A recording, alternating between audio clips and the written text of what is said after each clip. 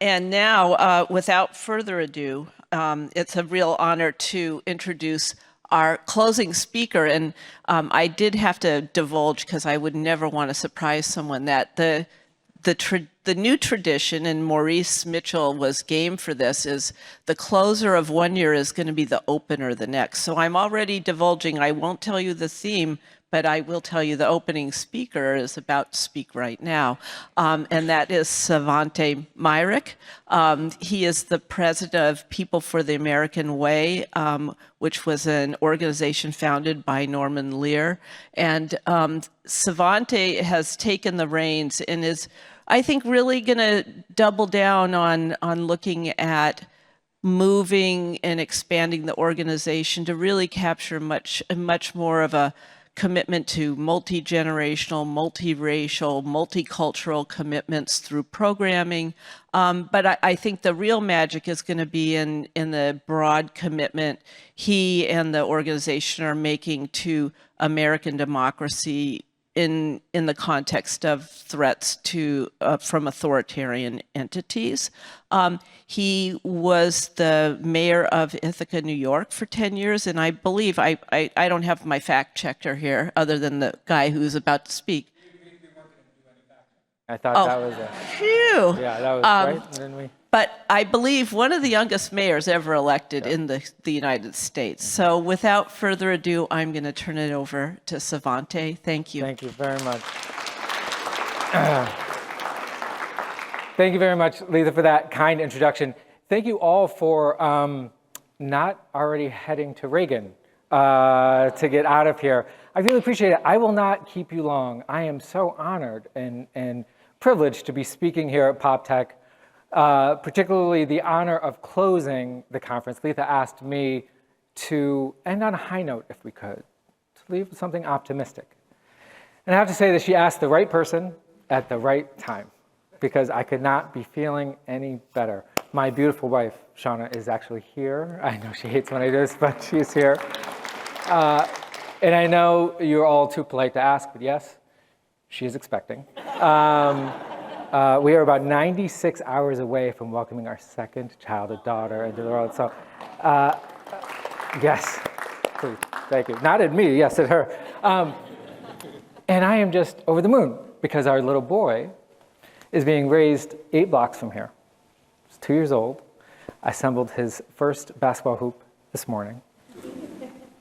And it's about up to here, and he's about up to here. And I thought, oh, shoot, I went to show you. And I said, I made it too tall. He's never going to figure it out. Let me shorten it. And he yelled, he said, Daddy, no. Which was also his first words. But he said, Daddy, no. Tall, should be tall. I said, okay. And he shot all morning, and made one. And the thrill of, so I'm hopeful. And I'm optimistic. For a few reasons, and I want to tell you why I'm optimistic about the future, which is, of course, what an uncharted territory is. That is the ultimate uncharted territory. This is why I'm optimistic about the future, not just my family's future, but our country's future. And to tell you about that, I have to tell you a bit about my favorite subject, myself. Every politician's favorite subject, and don't let us ever tell you otherwise. I want to, with your permission, just take 5 minutes telling you how I got from where I started here and why I find it so amazing to live in this city, to every day see that monument of George Washington, the man who crossed the Delaware River, who founded this nation. Right? To walk past, as I do on my way to work at the office, the People for the American Way, the Lincoln Monument, a person who I think was the greatest ever American, right? The person who freed the slaves. To go to work for one of the greatest Americans of all time, Norman Lear, who at 101 years old died in December. Paul knew and worked with him. He hired me, he asked me. He was also one of the world's great optimists. So he hired me at 99. I'd known him for a decade. He hired me at 99, and he said, we're going to run this place together for the next 20 years or so. And I'm optimistic, and I'm just stunned because, in large part, where I started. So I started 37 years ago. I was born in Tampa, Florida. in a hospital that was just destroyed last night in the hurricanes, right? I was born, my mother had been laid off from her job, right, for 3 months because there was no parental leave in that state at that time. And my father, who started using crack cocaine while in the Navy, had been discharged and disappeared. So about the time I was born, right at the time I was born, actually, I was born a blue baby. Does anybody know a blue baby? It's when the umbilical cord is wrapped around your neck. So your head comes out all big and blue. That's how you end up smart, charismatic. We had to stay in the hospital a few extra. So by the time we got back from the hospital after like 10 days, there was a red eviction notice on the door. All of our belongings were on the sidewalk. And I spent the first 6 months of my life with my mom and my 2 brothers in that homeless shelter, and the first 8 years of my life in and out of homelessness. And as a kid, I always wondered why? Why? Why was life so hard for some people and seemingly so easy for others? And I always was asking my mom these questions about why are they doing it this way? And she's like, who's they? And I'm like, good question, let's find out. And I remember distinctly, she sent me around 10 years old, she sent me to the store. Sometimes she sent me with money, sometimes she sent me with food stamps. This time she sent me with food stamps. She said, you have to be careful with this. It's not money, you can buy food with it, but it's not money, it comes from the government. I said, okay, the government. Where does money come from? She's like, the government. I said, okay, I have questions. I have questions. So 10, 11 years old, I learned about the Fed. I read about the Fed and William Jennings Bryan and his Cross of Gold speech from 1896. And that's when I learned about speeches. He gave a speech, he used his words, and people got convinced, and then they followed him. Right? So I read about other speeches. I read about Dr. King, how he delivered civil rights by saying that he had a dream. It's a speech, and 1 million people showed up to hear it. And legislation was passed that allowed people like my family to even exist. Somebody who looked like my mother to marry somebody who looked like my father. And I was just hooked on words, on speeches, on leadership. I decided that is what I wanted to do. I wanted to go from being the kid that asked the questions to being the one that gave the speeches. I wanted to lead people. So I went to, I applied to colleges. And out of my small town in upstate New York, I got to choose between going to Princeton and Cornell. And I chose to go to Cornell for 3 reasons. One, they have an incredible communication program, which is what I wanted to study. Second, they have the most beautiful campus. I don't know if anybody been to Ithaca, Cornell, the Gorges. It's not the most beautiful place. Second reason. The third reason is, didn't get into Princeton. So I decided to go to Cornell. When I was a junior there, I'm covering the city council meetings for the Cornell Daily Sun.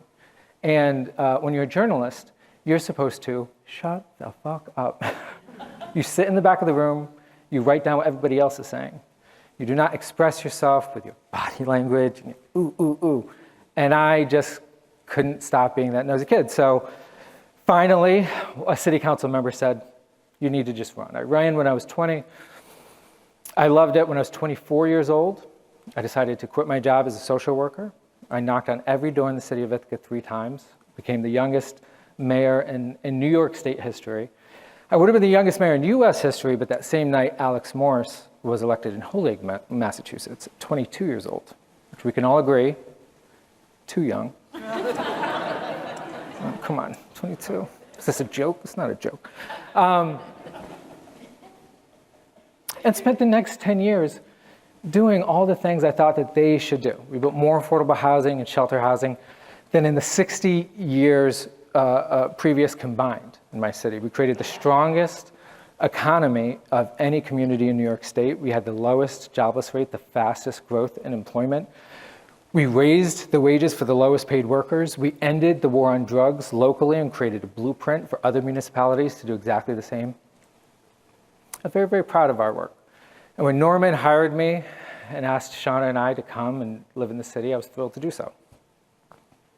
So, I'm an optimist, but here's why I'm an optimist. And here's what I actually truly want to leave you with, is a bit of a lesson, and I want to apologize for my deception right up front. what I want and hope to leave you with is what I try and impart to all of the young elected officials that are now in People for the American Ways network. We now cultivate a network of 1,600 people who were elected under the age of 35. School board members and mayors who've now become, many of them, members of Congress, Senate, governorships, etc. Is it almost everything I just told you? Everything I just told you about myself. While technically true, left out so much information as to be very extremely misleadingly false. I just told you the wrong story about my life and weaved into it the wrong story about this country and what's made it successful and what's made it great. Just everything. It is true that I was born into a homeless shelter. That shelter was operated by my church.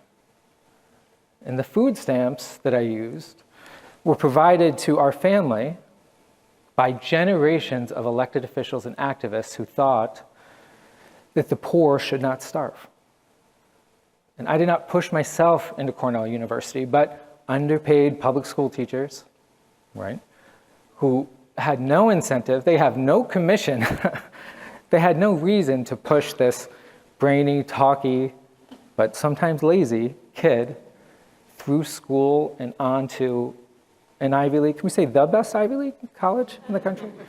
But they did it anyway, and I went to Cornell because of grants and loans and scholarships from people I've never met. I never even got to say thank you to. I'll never send a thank you card to. I knocked on every door in the city of Ithaca, but that's not why I won. My campaign knocked on volunteers, knocked on every door in the city of Ithaca 17 times. That's why I won. Right? Everything I achieved was because of a community. I mean, look, I told you George Washington crossed the Delaware. You know that painting? Go back and look at it. He's the only guy in the whole boat not doing any work. Just standing there, which is like, don't stand in a boat, bro. Everybody else is rowing. I told you Dr. King delivered a speech. We got civil rights. You know the truth. You know the truth. Abraham Lincoln didn't free the slaves. 400 years of millions of abolitionists who wrote and fought and marched and voted and struggled, right? And he signed it. He was there. I don't want to diminish the achievements of any one of these leaders, because they are important. But the stories that we are so used to telling about this whole country, that we are just so used to hearing about this great, we're standing in what? Where are we right now? The John F. Kennedy Center. These great men, these great individuals that have made our lives better, that have made this world possible. It's just simply not true. And we have to learn to tell true stories, right? So I'm learning with Miles as we read books to our son. What's the lesson? What do we call the lesson that comes at the end of a children's book? Moral. The moral of the story. The lesson you derive from a story is called a moral for a reason. And if we continue to tell the wrong stories, we'll get the wrong morals as a nation. And I believe that we should not denigrate leaders, that we should not denigrate those who strive, those who are creative, those who create wealth, those who are entrepreneurial. But we have to tell these full stories because it reveals to us what our assignments are. And PopTech, here's what I think our assignment is. If, as you have over the last 2 days, heard people speaking about AI or prediction markets, democracy, education, the future, equity, the environment, your assignment is not to wish that leader well, to say, wow, I can't wait to see how they solve it. Because nobody achieves anything great or small in this country alone. So your assignment is, if you heard something that you liked this week, if you heard something that inspired you, your job is to do what millions and billions of people before us have done, which is join them. Join them. Call them. Say, I loved your speech last week. How can I help? How can I join your board? How can I spread your message? How can I work for the thing that you convinced me must be done? It's what Norman and hundreds of people in my life have done for me. It is why I'm living, at this moment, my best possible dream life. And I truly believe that there are a lot of little kids, dirty little kids in crummy little places right now that are counting on you to make it better. So God bless you for being here. Thank you for allowing me to speak, and good luck to everybody here. Thank you, Papa. Thank you.